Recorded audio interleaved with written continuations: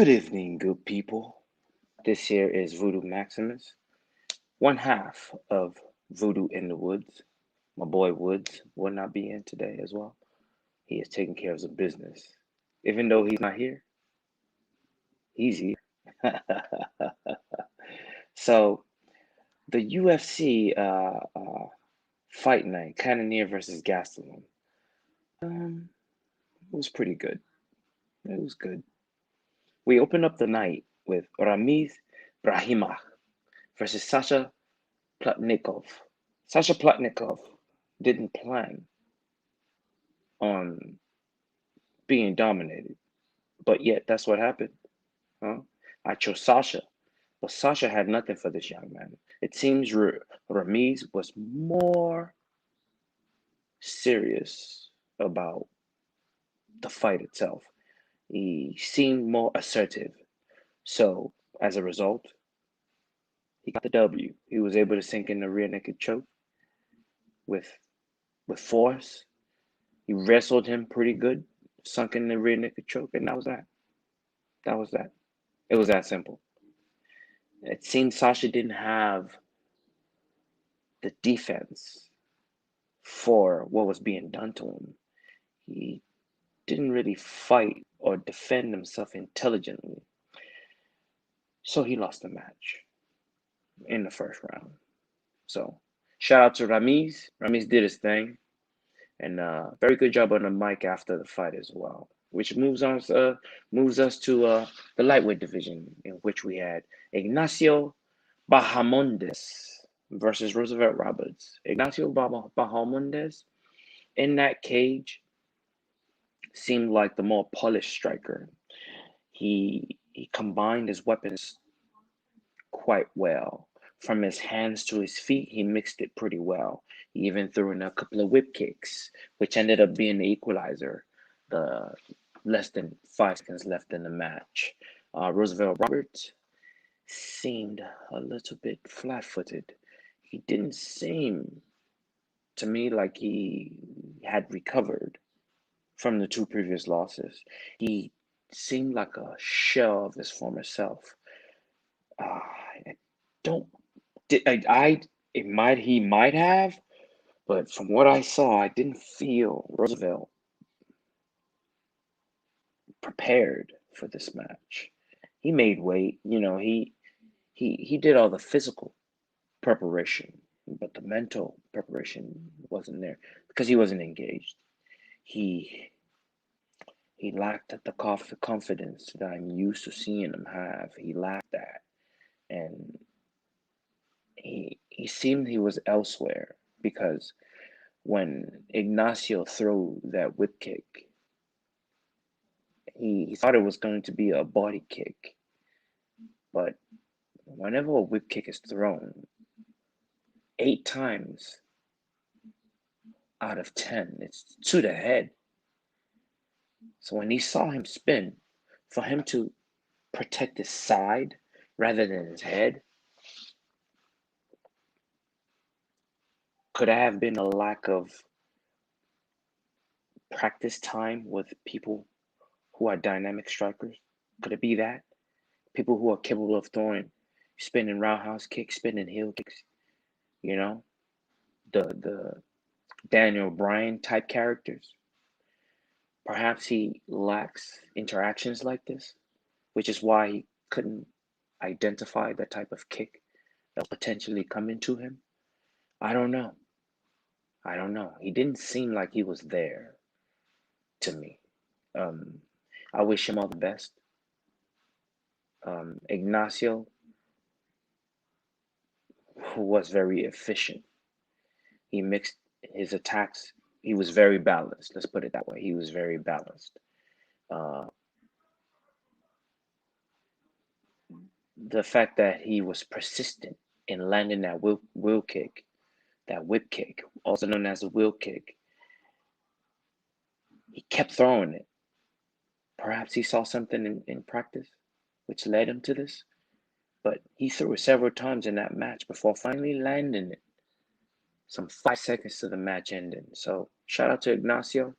His efforts landing him fight of the night bonus. I thought Roosevelt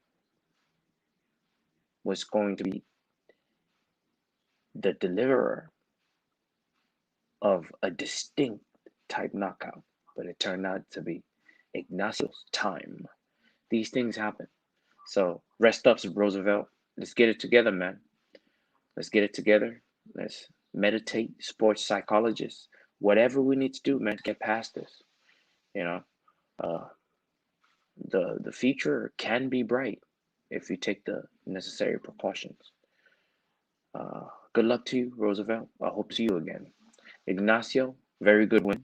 Um, highlight real knockout, nine of its kind in the UFC. So you are now part of an elite group of martial artists. So congratulations to you. And then we move on to the light heavyweight division, in which we have William Knight versus Fabio Cherant, whatever, Water Buffalo. The Water Buffalo started off with crisp 1-2s, nice fast hands. William Knight, um, he, he had a hard time in the beginning dealing with those 1-2s. He threw lots of head kicks. He presented at least two levels of attacks, which is the head, shots to the head, and shots to the legs. Third would be the midsection. He didn't really attack the midsection. He did. Actually, he did. I remember throwing him a roundhouse kick to the body. Yes, he did. But primarily, he threw leg kicks and head kicks. And eventually, what ended up happening was a check hook while Fabio was rushing in unscientifically, if that's a word. He just rushed in, leaving huge holes, and William Knight was able to forearm him to his jawline, and the forearm can be pretty strong, so he knocked him out. He knocked him out cold on his feet. Fabio, keep trying, I guess. Keep trying. Keep working, and hopefully something might turn up for you later on in time. But for now, uh, I don't know. I don't know what your future holds, Fabio. But I know William Knight's moving on, and he looked pretty good. That backflip, wow! The elevation, the the arc, the arc on the flips, quite phenomenal. The man's a pure athlete, and he's only growing. He's only growing, and he's only getting better. So keep your eyes out for William Knight. Next, we have the ladies, Josiane Josiane Nunes versus Bia Malachek. Nunes, as predicted, was the aggressor, moved forward the entire time. Malachek tried to initiate some side attacks, but it didn't seem she was familiar with it. She wasn't familiar with fighting backwards, eventually taxing her and causing her to gas. And once she couldn't evade the strikes anymore, or once she got tired, I should say, her hands dropped. She got careless and reckless. She remained in punching range, and Nunes was able to throw a nice overhand that landed on the jaw and knocked her out cold.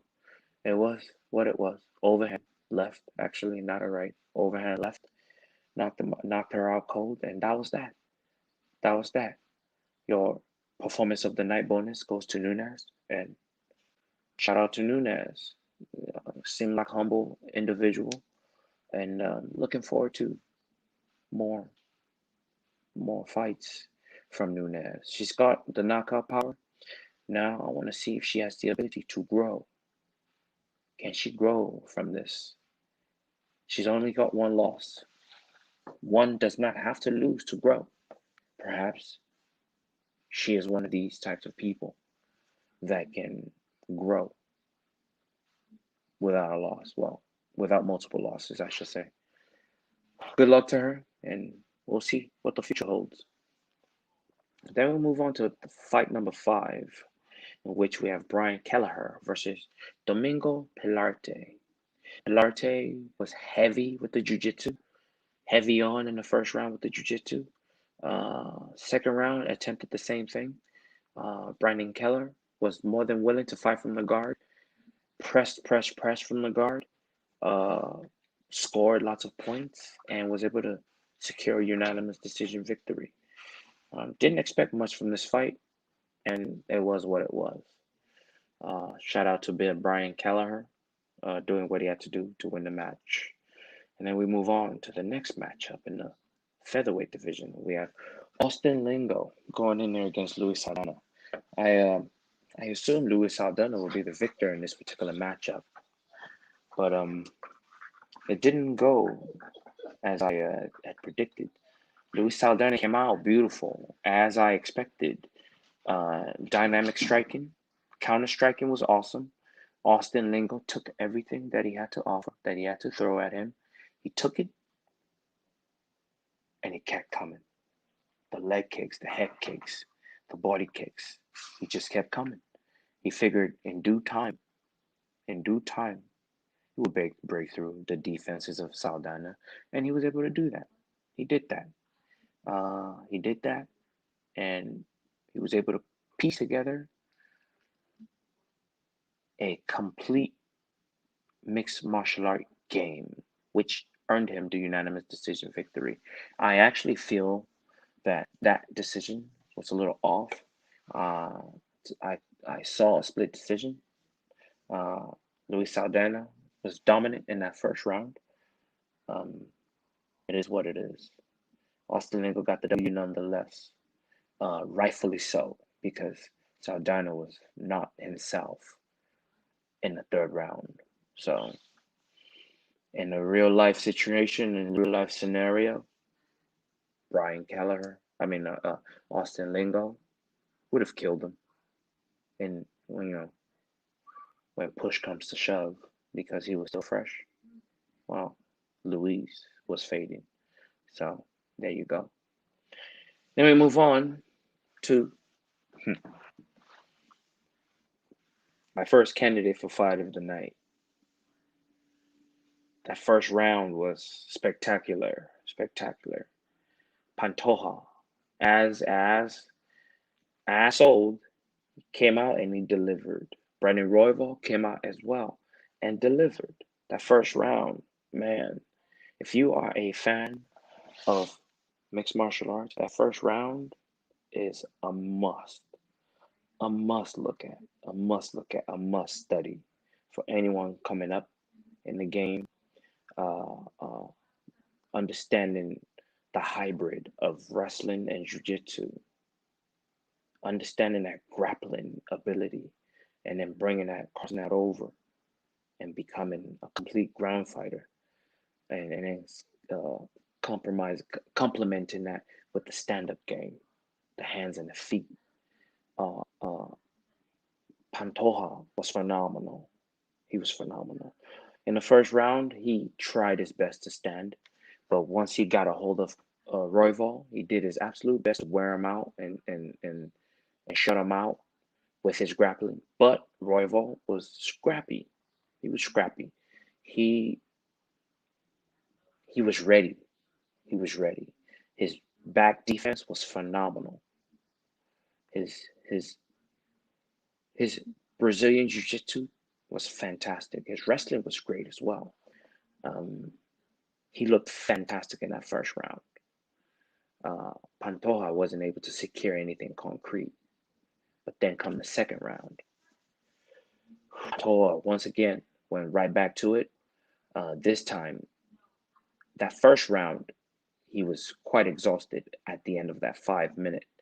But then that 1 minute of difference, he was able to recalibrate. He was able to catch his breath, second wind, as they say, come back, and he seemed even stronger when he came back because this time he took uh, um, Brandon Royval's back.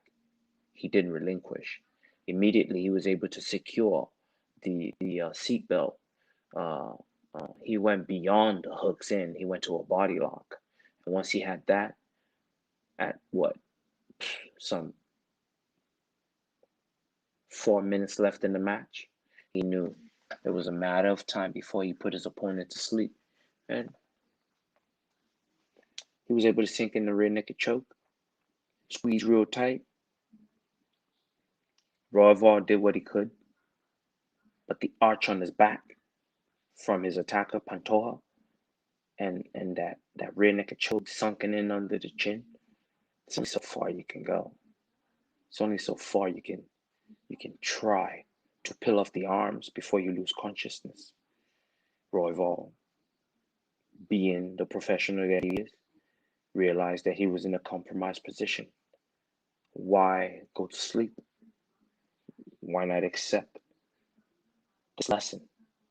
So he accepted the lesson, and he let it go. He let it go. So, it is what it is. Royval will be back. He's 12-6 right now. Sky's the limit for the kid. Pantoja has been in the game for a while. 24 fights. Been in the game. His experience was evident in this matchup. But Royval, he's still a top 10 fighter. So this will be no problem. Be no problem. A minor setback, he'll be back. He's got what it takes. One thing that I can say about Royval is when you play those video games, car racing, every now and then you earn the right to use boost. Don't just keep your finger on the boost. Even though you've got the cardio. Don't just put your finger on the boost, because that puts you in situations where a Pantoja can get a hold of you and find his way to your back and choke you out, right? If you, what is this called? If you systematically utilize the boost in and out, more in and out, instead of attack, more in and out. Be patient with your assault. Be patient.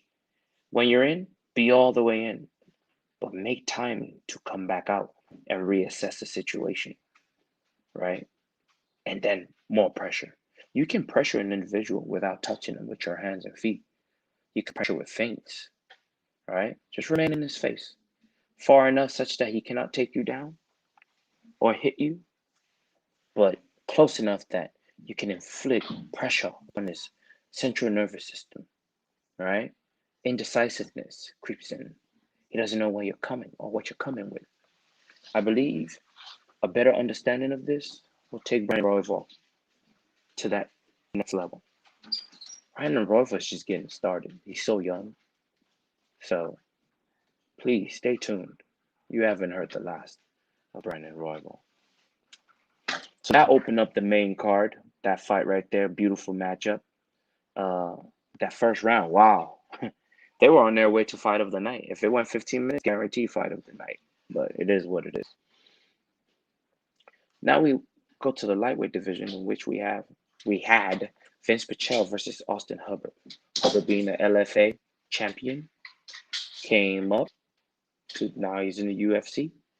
Well deserved, because he brought the fight to Vince Pichel. You can tell that the young Hubbard is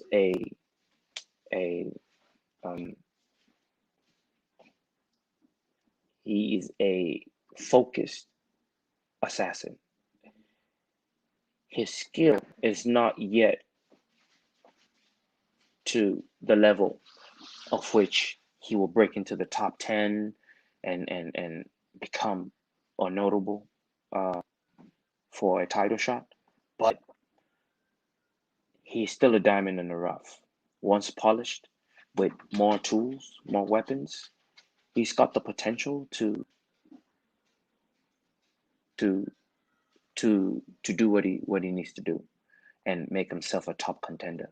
He's on his way. He's still young. He's on his way. Vince, don't let his record fool you. Lots of injuries has been the reason why he is just 14-2. The man knows what he's doing. The man enjoys this game.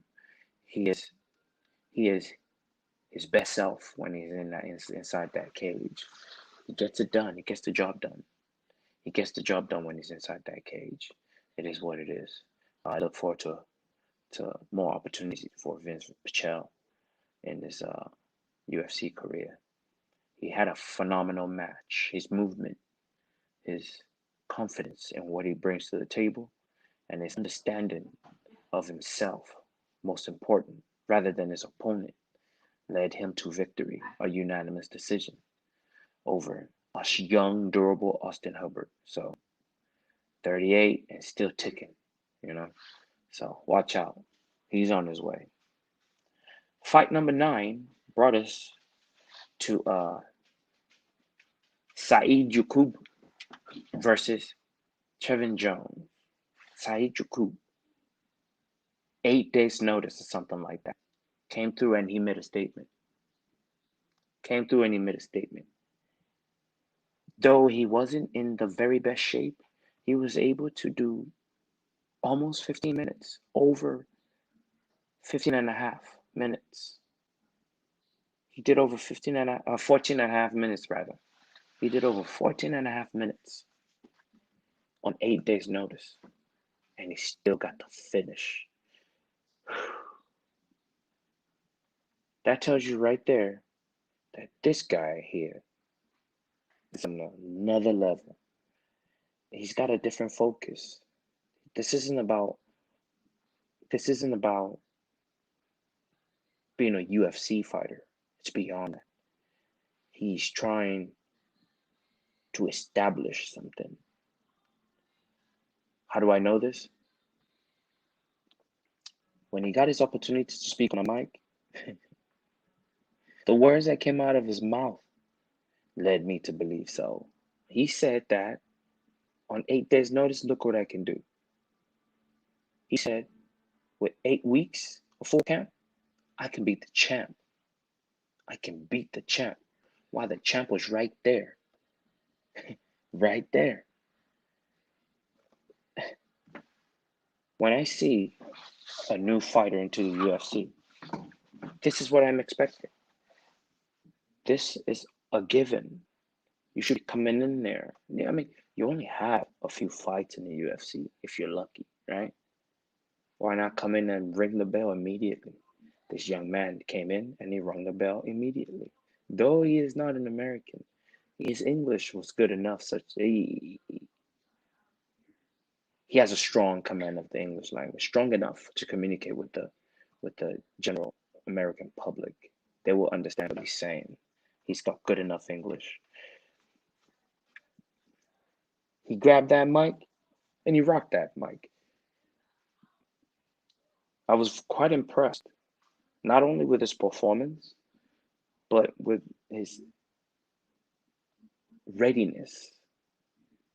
That's what it is. His readiness to complete the second half of his assignment, which is post-fight interview. Did a great job. Did not waste his time talking about, I need to speak with my manager and all that nonsense. He handled his business as he should. Under the circumstances, he did the right thing. Why not call out the champ? You know what I mean? Aim for the galaxy. And if you hit 1 star, so be it. You know what I'm saying? So, shout out to Saeed Yaqub.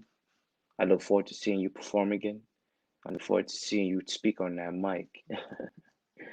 So now we move on to the heavyweight division. Parker Porter versus Chase Sherman. I was going for Chase Sherman in this particular matchup. And what we learned was heart alone will not get you a W. You can have all the heart in the world. If you don't have the skill, you're gonna get your ass whooped. And it's that simple. It's that simple. If you do not have the skill, heart will get you in trouble. And it's that simple. Porter had just a tiny bit more. His kicks were slightly better. His kickboxing was slightly better. And he rode that to the very end. Takedown attempts, you know, his attempts to bring the fight to a different dimension, his attempts to utilize all attributes in regards to mixed martial arts was on point. It wasn't the most exciting fight I've ever seen in the heavyweight division, but in regards to maturity and understanding mixed martial arts, Parker Porter was able to execute this, which is why he won. He could have easily been knocked out, but he stayed busy enough using his hands and feet to keep Chase Sherman off of him, and that was that. That was that. Hmm? Fight wasn't that exciting though. Didn't really like it. But then we are now at the co-main event of the evening, like Woods was saying. We had Mark O. Madsen versus Clay Guida. Not one takedown in this entire matchup. To my surprise, Mr. Madsen came out and struck the entire time. In the third round, he did try to go for a few takedowns, which was not happening. He got stuck standing with Clay Guida for 15 minutes, and he was able to pull off a victory, a split decision victory. Clay Guida looked awesome. His high-low attacks were phenomenal. Takedown defense, phenomenal. He was on point, firing in all cylinders. Didn't look like the vet that he looked awesome. Clay Guida looked awesome. I picked Mark Madsen to win by wrestling the hell out of Clay Guida, but I don't feel he won that match. I feel Clay Guida did more than him.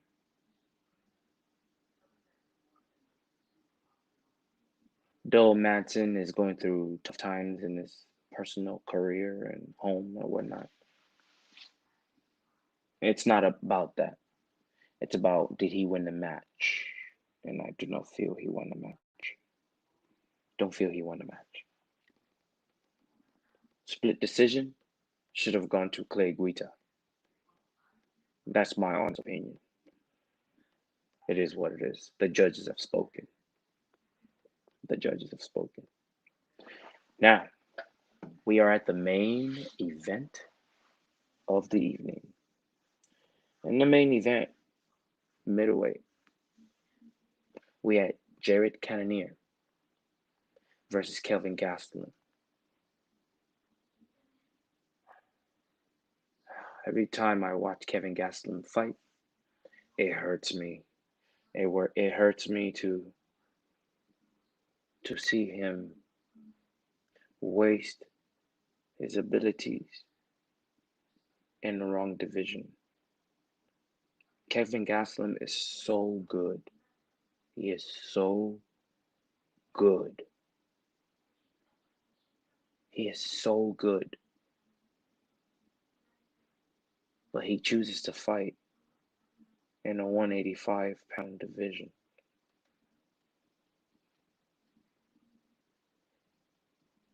I don't know what's going on. I don't understand why he chooses to carry so much body fat. I guess he's happy. But my honest opinion, I truly believe If Kevin Gastelum can get a hold of that diet, change some habits that puts body fat on him, he, I truly feel the missing piece,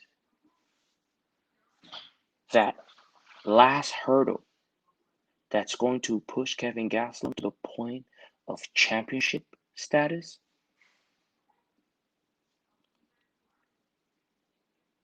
is what he chooses to eat or ingest.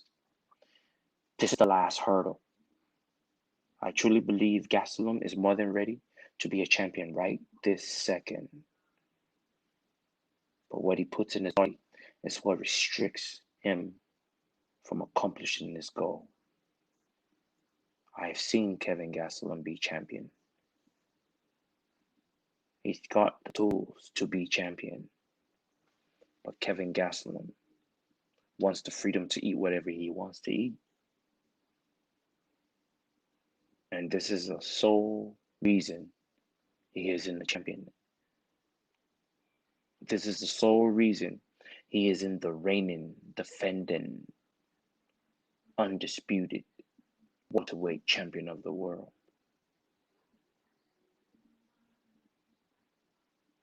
Kevin Gastelum, in my opinion,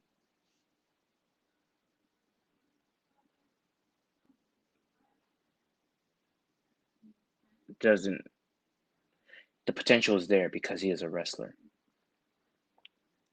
He just hasn't made the choice that he needs to make, in my opinion. The choice he needs to make is cut out the fats, the unnecessary fats. You know what they are, those unnecessary fats. The beer, if you're a beer drinker, right? All those things that are so fun that you like to do, they have to go away. They have to go. You have to find new hobbies. You have to find new hobbies. If you like to drink, Kevin Gastelum, you're gonna have to give that shit up. You're gonna have to give it up. If you like to eat greasy food, really good tasting food, mama's cooking, you're gonna have to give that up too. And go clean diet. This is the last sacrifice you must make, Kevin Gastelum, to self-actualize. There is nothing else holding you back but this. I believe you are the perfect antagonist for Usman. You are the perfect antagonist to bring Usman the fight of his life. Kevin Gastelum versus Usman. Kamaru Usman. Undisputed, reigning, defending champion.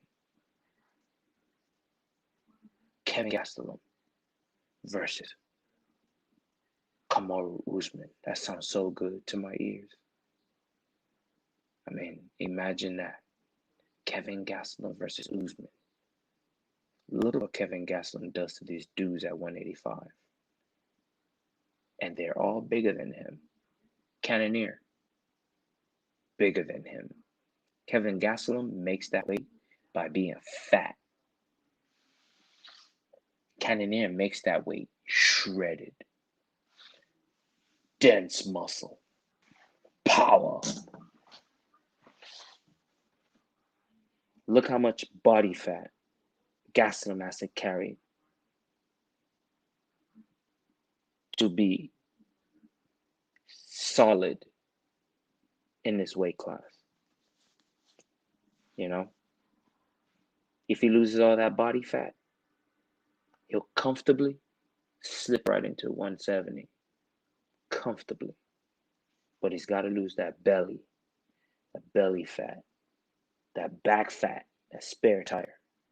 He's got to be willing to part ways with that. And that's the hardest thing to do for him.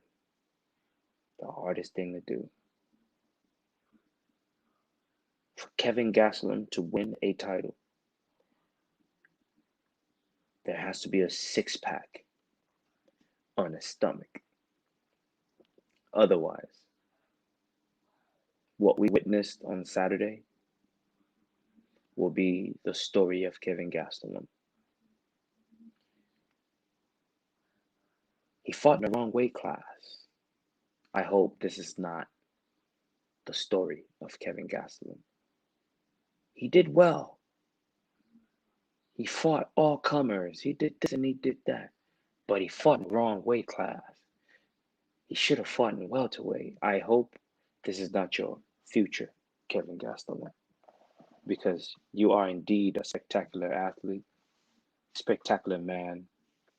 Never heard any problems about Kevin Gastelum.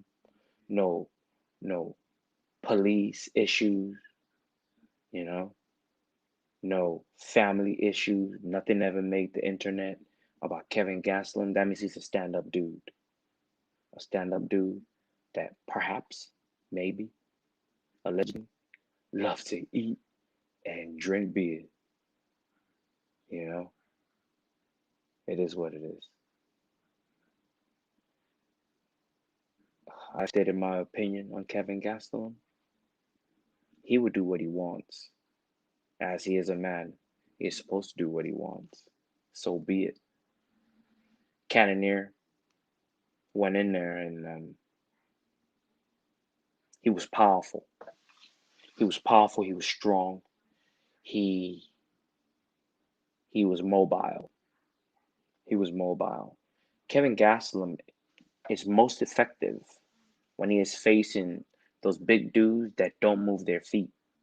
If you don't move your feet, Kevin Gastelum has incredible hand speed. He will touch you. He will touch you. He will light you up if you allow him. Jerry Cannonier did not allow him to sit and land. Jerry Cannonier was quite mobile, which is necessary, and he did everything right. He did everything right, and he got the W. He got 2 checks, according to him. And I look forward to seeing Cannonier. Good luck to Kevin Gastelum. Um, I believe this is 5 straight losses out of 6. Kevin Gastelum's not going to get fired. One, when he fights, you're going to see a fight. And this is what the UFC likes. 2, he's fighting in a weight class that he doesn't belong in. And he's thriving. The thriving part is what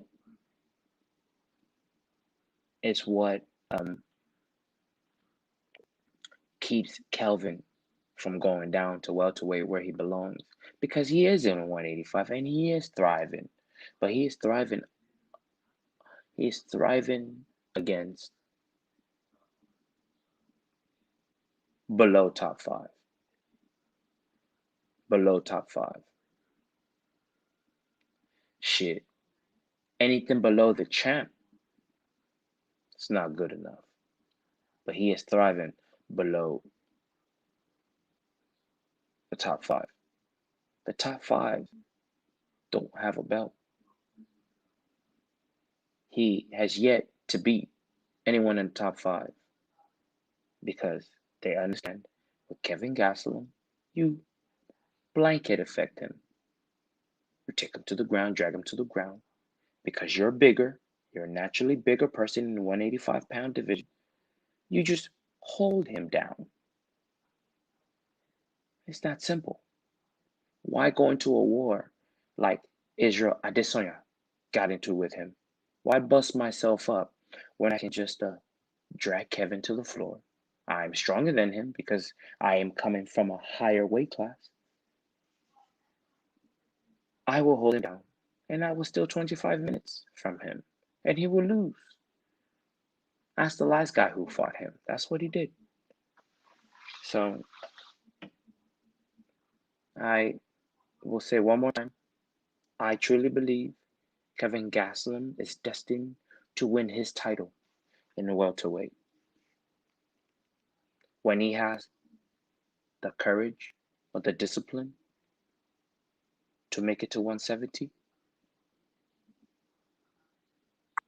you will see a champion in Kevin Gastelum. Most definitely. Most definitely. So that wraps up this card, this UFC Fight Night Cannonier versus Gastelum. Overall, also known as UFC Vegas 34, by the way. Overall, man, it's a good card. Overall, it was a good card. My people, most of my people's won. You know, Vince winning is big for me because I know him. Um, Coming up next week, we have a lot of great fights. I mean, LFA's coming back and Victor's dropping another one. PFL is dropping another one. One championship. We'll be dropping one in 4 days. Oh yeah. Tyron Woodley is gonna be fighting Jake Paul. I'm tuning in for that. The Contender Series makes its return, you know, and we are in a time of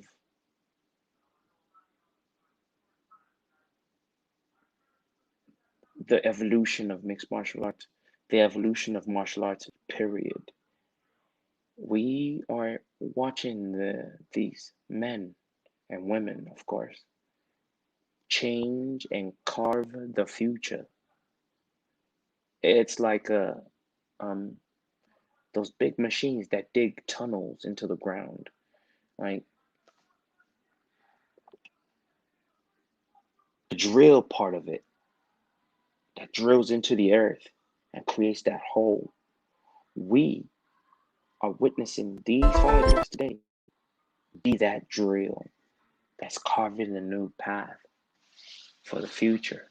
And I'm so pleased and honored to be part of this development. I mean, it's the greatest thing on earth. The greatest thing on earth. Man expressing himself